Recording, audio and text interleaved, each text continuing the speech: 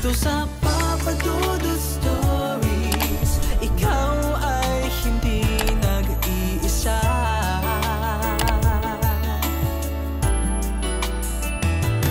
Dito sa Papa Dudut Stories, may nagmamahal sa'yo.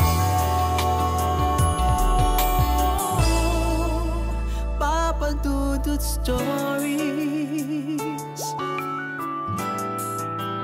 Papa Dudut Stories. Sa lahat po ng mga nakatutok ngayon, huwag pong kalimutan mag-like, mag-share at mag-subscribe. Maraming salamat po sa inyong lahat.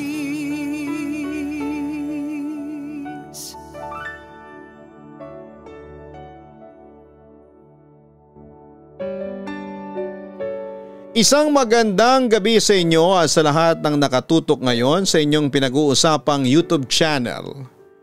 Nalaman ko ang inyong channel sa pinsang kong nasa Pilipinas at simula noon ay nag-subscribe na ako sa inyo. Siya nga pala, ako si Aurea, pangatlo sa 4 na magkakapatid. Dito ako pinanganak sa Samar pero noong 4 years old ako ay nag-migrate ang buong pamilya namin sa Cuenca, Lamangca, Spain dahil nakahanap ng opportunity ang mga magulang ko doon. At simula noon ay dito na kami nakatira. At sa kabila ng paglaki at pag-aaral ko sa Spain ay nakapagsasalita at nakakasulat pa rin ako ng wikang Filipino dahil isang dating licensed teacher sa Filipino noon ang mama ko.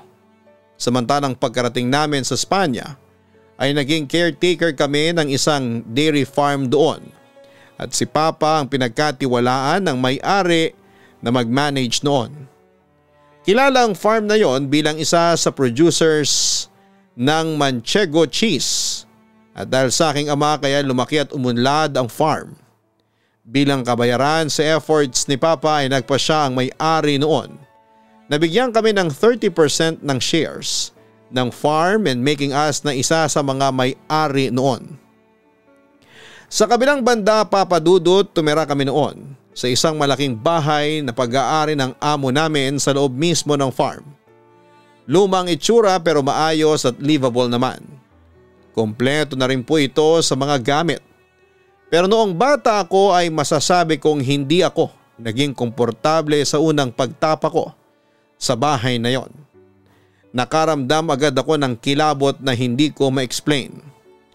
Well, siguro ay 4 years old pa lamang ako noon kaya ganon. Palagi akong iyak ng iyak kasi meron talaga akong nararamdaman na hindi maganda sa bahay na yon. Samantala kahit na 4 years old pa lamang ako noon ay ugali kong makinig sa usapan ng mga magulang ko. Ako kasi yung tipo ng bata na tahimik lamang pero mapag-obserba. Sabi nga ng mga magulang ko ay mas advanced daw akong mag-isip kumpara sa ibang 4 years old na bata. Anyway, isang araw habang naglalaro ako kasama ng aking manika doon sa sala ay narinig ko sina Mama at Papa na nag-uusap. Kung hindi ako nagkakamali ay parang ikinikwento ni Mama kay Papa na merong nagpapakita sa kanyang babaeng nakaitim doon sa bahay namin. Noong mga panahong yun ay wala akong alam sa mga multo pero napansin ko kay Mama na takot siya habang kinikwento yon kay Papa. Tapos kung hindi ako nagkakamali, parang sinabi ni Papa noon kay Mama na kinausap daw siya noon ng amo naming si Senyor Benavides na meron nga raw black lady na naninirahan sa bahay namin na tinatawag nilang La Doña. Sabi pa ni Papa hayaan na lang daw namin si La Doña kasi hindi naman daw ito nananakit at matagal na raw itong naninirahan sa bahay na tinitirhan din namin.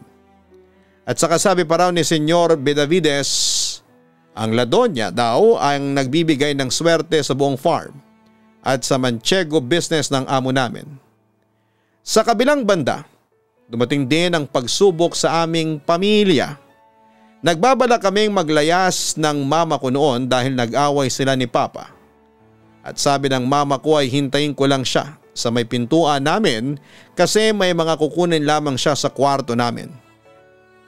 Hindi pa naman sobrang gabi noon, Papa Dudut. Siguro ay nasa 7 PM something, mga ganon. So ako ay naupo lang doon sa labas ng pinto ng bahay namin at nakatingin lang sa labas. Counting background lang po sa labas ng bahay namin. Paglabas kasi ng pinto ng bahay namin ay makikita mo yung harap na mala garden style at may mga halaman na palm tree at sa gilid sa kanan may sapa na patay. At doon sa tabi ng sapa na yon ay may nakatayong bahay na bato. Pero matagal na itong abandonado. Hindi ako nagagawi doon kasi kinikilabutan ako. Ang creepy kasi ng paligid. At saka pakiramdam ko noon kapag napapadaan ako ay meron nang sumusunod sa akin pauwi sa bahay. So yun nga, pagtingin ko doon sa abandonadong bahay, may nakatayong nakaitim na tao. Alam ko na babae siya kasi mahaba ang buhok at hindi ko siya masyadong maaninag noon. Kasi madilim sa part na yon at nasisinagan lamang ng ilaw sa labas ng pinto namin yung bahay na yon. Tapos kulay yellow pa yung kulay ng ilaw namin. Nandun lang siya nakatayo paharap sa pinto ng bahay namin. Hindi ko alam ang gagawin ko noon kasi syempre bata pa ako. At hindi ko pa alam ang ibig sabihin ng multo. Tapos tinawag ko si mama at nang lumapit siya sabi ko ay mama may tao po doon sa bahay. Babae. So si mama ay napapunta din sa akin. Pagtingin niya sa tinuturo ko ay wala yung nakaitim. Ang sabi niya, sinong tao ba? Wala naman. Pero pagkatapos noon ay napansin ko na bigla siyang natigilan saglit at nanlaki ang kanyang mga mata pagkatapos ay bigla niya akong hinila. Papasok ng bahay at sinarado niyang maigi ang pinto. Mama, ano pong meron sa labas? Bakit pumasok ulit tayo ng bahay? Inosenteng tanong ko sa kanya. Pero hindi kumibo si mama at sa halip ay pumunta siya sa kusina para uminom ng tubig at umupo sa upuan para mahimasmasan. Mamayang kaunti ay dumating si Papa. Akala ko ba lalayas na kayo ni Aurea? Ang wika nito. Dino, nasa labas yung Ladonya. Sagot ng mama ko na halatang takot na takot pa. Nakita ko doon sa bahay na bato sa sapa tapos mabilis siyang lumutang papunta sa amin ang anak mo. Kaya pumasok agad kami sa bahay. Ang kwento pa niya. Baka ayaw lang kayong paalisin ng Ladonya dito sa bahay. Ang wika ni Papa. Pagkatapos ay narinig kong nagbuntong hininga ito at umupo sa tabi ng mama ko. Sheila, pakiusap. Huwag na kayong umalis ni Aurea. Oo, inaamin kong kasalanan ko at nagkamali ako pero sana mapatawad mo na ako. Pagpapatuloy pa ni Papa. Tumingin naman si mama kay Papa at naiyak ito sa harapan ng kanyang asawa. Pangako Sheila, hindi ko na uulitin yon. Pakiusap, patawarin mo na ako. Narinig kong sabi ni Papa sa aking ina habang inaalo niya ito. Simula noon ay hindi na nagtangkapang umalis si mama sa bahay. Kahit pa hindi sila magkasundo paminsan-minsan. Papa Dudut, lumipas naman ang maraming taon ay lumaki ako pero hindi na ako nakaranas ng kababalaghan sa bahay na yon. Bagamat sina mama at papa at iba kong mga kapatid ay may mga karanasan na ikinikwento sa akin na nagpapakita sa kanila ang Ladonya. Pero sa awa naman ng Diyos, umabot ako noon ng 14 years old pero hindi na nagpakita o nagparamdam sa akin ng Ladonya. Although wala sa plano o sa pangarap ko na makita ang nilalang na yon kasi sa pamilya yata namin ako yata ang pinakamatatakutin at saka may hika ako noon. Inaatake ako ng sakit kapag nagugulat ako at umiiyak. Kaya siguro hindi nagpapakita rin sa akin ang Ladonya kasi alam niya na baka ikamatay ko kapag nakita ko siya. Sa kabilang banda noong panahong ding yon ay napetisyon ni mama ang kanyang kapatid na babae sa Spain. At isinama nito ang anak niya sa pagkadalaga, si Chloe. Matanda ito sa akin ng 3 taon at nang makarating nga sila ng Spain ay dito sila sa Manchego Farm pinasok ni mama. Doon din sila tumira sa dating abandonadong bahay na bato. Pero syempre ang mga magulang ko ang nagpa-renovate noon para matirhan ni na Tita Sara at Ate Chloe. Simula noon ay naging close ko ang pinsan ko at palagi kaming magkasama. Sa school man o sa bahay. Isang araw nagkayaan na magmeryenda yung mama ko at si Tita Sara doon sa bahay na bato kaya inutusan ako ni mama na bumili ng pagkain sa bayan. Sumama sa akin noon si Ate Chloe kasi gusto niyang malibot ang lugar namin. Habang naglalakad kami ay inamin niya sa akin na naho-homesick siya kasi naninibago talaga siya sa kultura dito sa Spain. Ang sabi ko sa kanya ay masasanay din siya kapag tumagal-tagal. Dagdag ko pa na mababait naman ang mga Espanyol sa lugar namin. Bumili kami ng mga pastry sa isang bakery doon tapos ay naglakad-lakad pa kami hanggang sa mapagod na si Ate Chloe at magpasyang umuwi na lamang. Samantala pagdating namin sa bahay ay kitang-kita ng dalawa kong mata na pumasok yung babae na mahabang buhok at nakaitim na damit doon sa terrace. Pagpasok niya sa pintuan ay binuhay niya yung ilaw at kitang-kita ko yung ginawa niyang yon kasi katapat lamang noon yung bintana namin. Tapos bigla siyang tumingin sa gawin namin that time. Nagka-eye to eye contact pa nga kami. Medyo malayo yung bahay namin sa kalsada kaya di ko maaninag siya masyado. Pero nagkatinginan talaga kami. Tapos bigla siyang dumiretso papasok sa kwarto. Dahil medyo malabo ang mata ko kaya inakala kong si Mama yung nakita ko kasi nakaitim din siyang damit noong araw na yon. Sino yung babaeng yun? Tanong sa akin ni Ate Chloe. Nakita rin niya kasi yung nakita ko.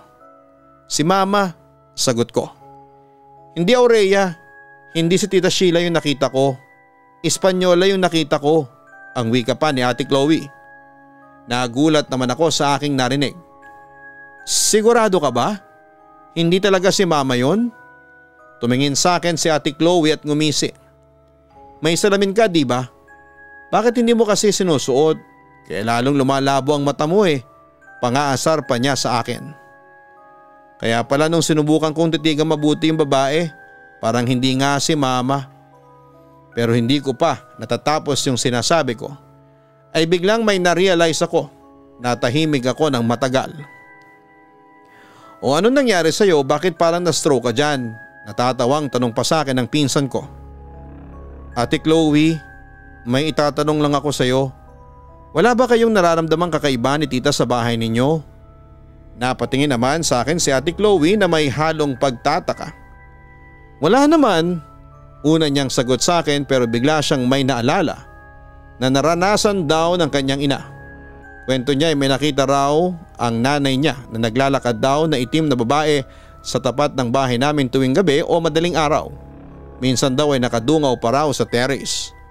Pagdating naman namin sa bahay ay pinauna ko na si Ate Chloe sa kanilang bahay para dalhin ang mga tinapay na pangmeryenda na binili namin habang ako ay tumuloy sa aming bahay. Nasa trabaho yung dalawang nakatatanda kong kapatid. Kasama si Papa at yung bunso namin ay nasa eskwelahan. Kaya kami lang ni Mama ang dapat na naroon sa bahay. Agad akong tumakbo papasok sa loob ng bahay. Tawag ako ng tawag ng Ma. Pagtingin ko sa ilaw ay bukas naman. Nilibot ko din yung paningin ko sa loob ng bahay kasi sobrang tahimik talaga. Nakailang tawag ako ng Mama hanggang sa napatitig ako sa kwarto. May babaeng nakatalikod. Nakaitim ito at napansin ko na iba ang suot nito sa suot na itim ni Mama kaya alam kong hindi ito ang ine-expect ko. Sino ka? Anong kailangan mo dito? Tanong ko sa babaeng nakatalikod kahit na alam ko kung sino siya. Pero naisip ko na bakit pala ako nagtatagalog samantalang hindi yun nakakaintindi ng Tagalog. Lalapitan ko na sana yung babae nang makarinig ako ng tawag mula sa baba. Boses yon ni Mama. Dahil dito ay agad akong tumakbo palabas ng kwarto para bumaba na at doon ay nakasalubong ko si Mama na naghahanap sa ref ng palaman ng tinapay. Siya nga pala Aurea, nakita mo ba yung Bon Maman Jam? Bungad agad sa akin ni Mama pero hindi ako kumibo noon dahil nanginginig ang aking mga tuhod noong sandaling yon. Anong problema Aurea? Tanong pa niya sa akin. Nasa taas po yung ladon niya. Sagot ko naman sa kanya. Nagulat naman si Mama sa narinig niya mula sa akin at humarap ba siya sa iyo o hindi? Tanong pa niya sa akin. Hindi po, nakita ko lang siya na nakataligod na nakatayo sa kwarto ninyo ni Papa. Sagot ko. Mabuti naman kung ganon. Sabi na lang ni Mama sa akin matapos huminga ng malalim. Bakit ano po ba ang itsura ng ladon niya? Bale pangalawang beses pa lang po siya nagpakita sa akin. Yung una yung 4 years old pa ako. pero hindi ko na matandaan ang itsura niya. Usisa ko naman. Naku, mabuti nang wag mong makita ang itsura niya at baka maihi ka lang sa salwal mo, sagot niya sa akin. Nagkaharap na po ba kayo ng Ladonya? Usisa ko ulit. Tumango lamang si Mama bilang sagot. Pagkatapos noon ay bumalik si Mama sa ref at doon ay nakita na niya ang kanyang hinahanap na Bon Maman. Tapos noon ay nagmamadali na kaming lumabas ng bahay para pumunta sa bahay na bato na tinitirhan ni na Tita Sara at Ate Chloe. Papa Dudut.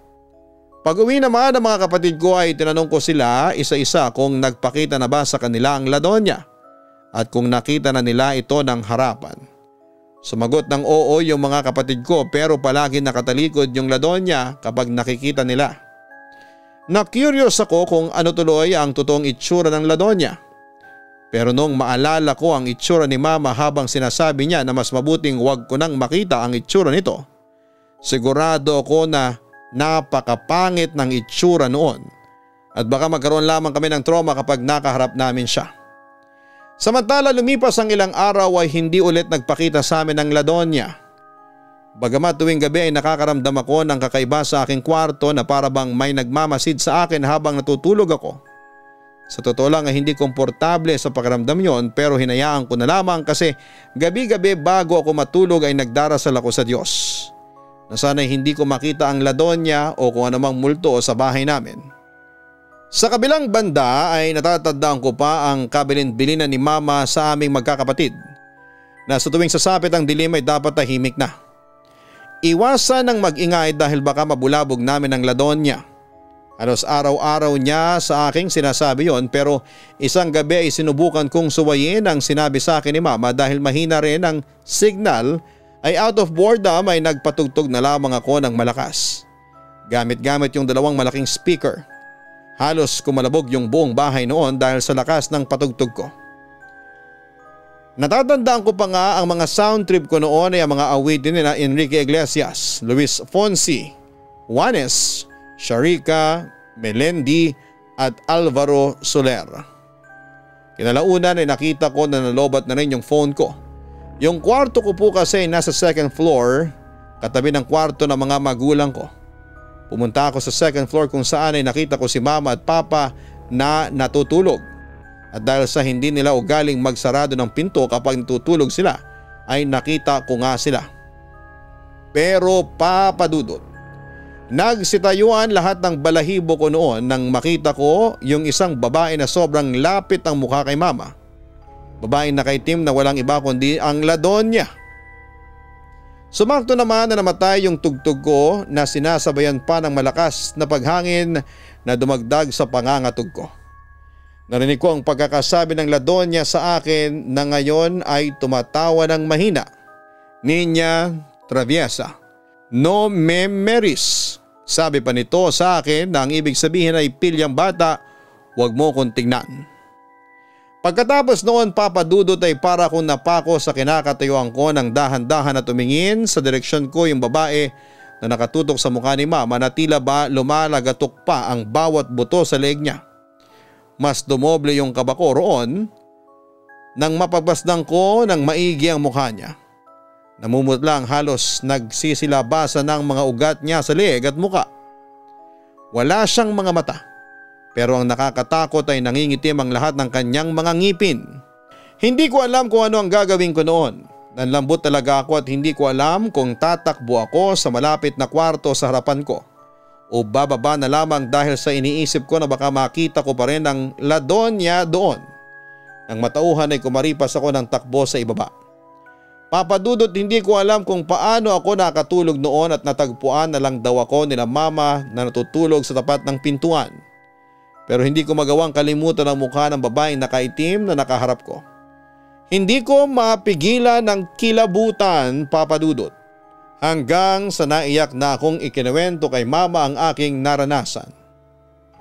Kinabukasan, nagdadalawang isip ako kung matutulog pa ba ako sa aking kwarto kasi baka magpakita ulit sa akin ang Ladonya. Pero naisip ko na baka kaya lang nagpakita yun sa akin kasi nabulabog ko siya kaya tinuruan niya ako ng leksyon. Ikinuwento ko yon sa mga kapatid ko kaya simula noon ay natakot na kaming gumawa ng ingay na ikinakagulat ng Ladonya. Samantala nung araw ding yon ay inutusan ako ni mama kasama ang bunso kong kapatid na maglinis kami ng bahay dahil school break naman namin. Kaya habang nasa trabaho ang mga magulang at dalawang kapatid namin ay naglinis kami. Yung bunso kong kapatid ay nakatoka sa first floor kasama na ang kusina. Habang ako naman ay sa second floor. Ayoko sana sa second floor maglinis pero dahil sa ako ang mas nakakatanda ay nagparaya na ako. Baka kasi matakot lang ang bunsong kapatid ko kapag nakita niya yung Ladonya. Inuna kong linisan ang kwarto namin ni bunso. Tapos ang kwarto ng dalawa naming nakakatandang kapatid at hinuloy ko na linisan ang kwarto ng mga magulang ko. Pero habang papunta na ako sa kwartong yon, ay narinig kong tumugtog yung music box na nasa loob ng kwarto namin ni bunso. Kaya bumalik ako. Sa pagsilip ko, Papa Dudut, ay kinalabutan talaga ako kasi nakita ko yung Ladonya na nakaharap sa bintana at nakatalikod dito sa akin. Hindi ko po alam kung ano ang gagawin ko noon, Papa Dudut, kasi parang napako sa sahig ang mga paa ko. Hindi ko maikilos. Hindi ko alam ang gagawin kung tatakbo ba ako o sisigaw. Pero naisip ko na sa tinagal-tagal namin sa bahay ay never naman kaming sinakta ng Ladonya. Senyora, lo siento por lo de ayer. Prometo que guardare silencio. Sabi ko sa kanya sa wikang Espanyol. Nang ibig kong sabihin ay senyora, patawarin niyo po ako sa nagawa ko kahapon. Pangako'y hindi na ako mag-iingay sa susunod. Pagkatapos noon ay nagpaalam na ako sa Ladonya na lilinisin ko na yung kwarto ng mga magulang ko. At yun nga, habang naglilinis nga ako ng kwarto ay naramdaman ko na parang nasa likod ko lamang siya. Pero hindi ko na lang siya pinapansin. Inisip ko na lamang na yung Ladonya ay parang yung lola ko na istrikta noong nabubuhay pa siya. Ayaw niya ng maingay at magulong bahay. Ganoon pa man ay hindi niya kami pinabayaan at patuloy niya kaming sinusuportahan at binibigyan ng swerte sa buhay. At simula nga noon, Papa Dudut, ay itunuring ko na lamang na parang kapamilya namin ang Ladonya. Nasanay rin kami sa kanyang pagpaparamdam at pagpapakita sa amin. Ibinibigay namin sa kanya ang respetong nararapat para sa kanya at kapalit naman noon ay ang pag-asenso ng aming buhay.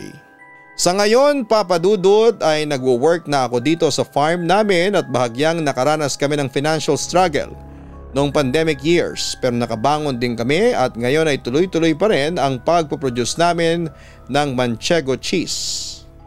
Samantala ay may mga pagkakataon na bumibisita kami dyan sa Pilipinas, lalo na kapag Pasko at Bagong Taon, at dyan kami nagse-celebrate. Kahit na most of my life ay nakatira ko dito sa Spain, ay aaminin kong hinahanap-hanap ko rin ang buhay dyan sa Pilipinas. Papa Dudut, sana po ay mabasa mo ang liham ko at umaasa ako na isang araw ay may upload mo ito sa iyong channel. Maraming salamat at magandang gabi sa inyong lahat. Lubos na gumagalang, Aurea. Maraming salamat, Aurea, sa pagbabahagi mo ng iyong totoong kwento sa aming programa. At nakakatuwang isipin na nakakarating ang broadcast namin sa mga Filipino sa ibang bansa, lalo na dyan sa Spain. Tungkol naman sa kwento mo ay mukhang wala namang ginagawang masama sa pamilya mo ang Ladonya. Sige lang at hayaan nyo lamang siya at mukha namang kasing hindi na siya aalis dyan sa bahay ninyo. Tama rin ang ginawa ninyo na huwag kayong gumawa ng mga bagay na ikakabulabog niya. Kung ayaw niya ng maingay, sige, respeto nyo na lamang yon. Basta wag na wag ninyong kakalimutan na palagi kayong magdarasal bago man kayo matulog o pagkagising ninyo. Para may proteksyon kayo mula sa ating Panginoon at para hindi kayo magalaw ng kung anumang mga nilalang na hindi ninyo nakikita. Basta palagi ninyong tatandaan na God is with you always. God is powerful at mahal niya kayo. Hanapin po ang Kaistorya YouTube channel para sa mga horror stories na ina-upload namin on a daily basis. Ganon din ang Gian Gianna Vlogs para sa aming weekly family vlogs.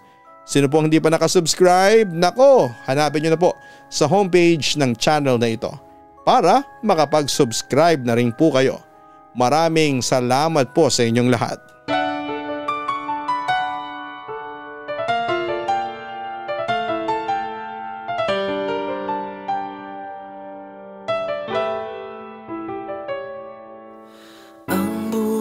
ay mahiwaga, laging may lungkot at saya. Sa Papa Dudut Stories, laging may karamay ka.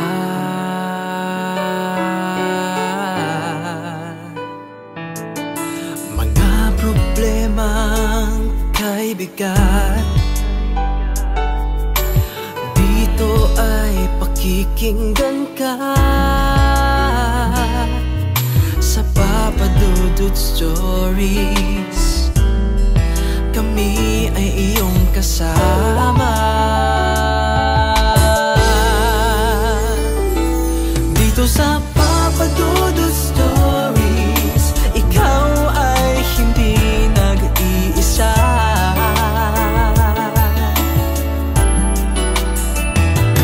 Dito sa Papa Dudut Stories, may nagmamahal sa'yo. Papa Dudut Stories, Papa Dudut Stories, Papa Dudut Stories.